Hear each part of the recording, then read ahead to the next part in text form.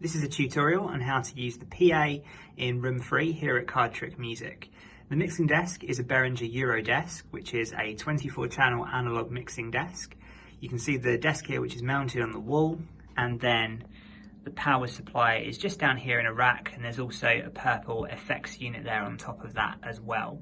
So I'm just going to give you a basic guide today on how you do route things through this desk and how you achieve effects on there as well.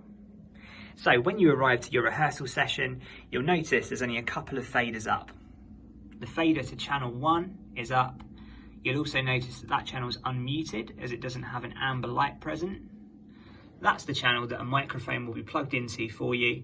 You can see the gain level is up there as well on the white pot at the top of that channel. And then also the faders on the main mix are up. This means you'll be achieving some sort of sound through the front of house speakers as soon as you arrive. Changing the volume level of your microphone is an easy process.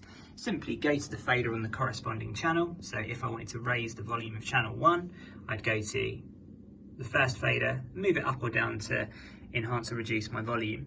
If it's still quite quiet, you have another port of call as well, the gain for that channel if there isn't enough signal getting sent to it.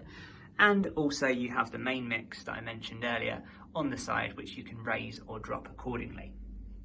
On this desk, reverb is achieved on the auxiliary input. So your channel gets sent to auxiliary 1, it comes out of the desk, down to our effects unit, and then back in on aux return 1. That's what those two leads are doing that you can see pictured just there. So on the desk, to control the amount of reverb that's on your channel, you go to the pot corresponding to auxiliary 1. That's the greeny bluey coloured one just here. And then you can turn it up to give you more reverb or down to reduce that reverb. There are several settings on this effects unit below, but in all honesty there isn't a lot of reason to mess around with these. It's just going to make your life more difficult, and if it does go wrong, it's going to take a lot longer to try and reroute and solve the problem. So we advise not really touching this particular unit. All the control that you could require comes from this pot, as I mentioned before.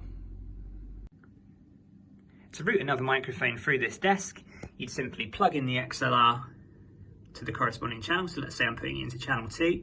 You'd make sure the gain level is up. You'd unmute that channel, and then you'd put up the fader.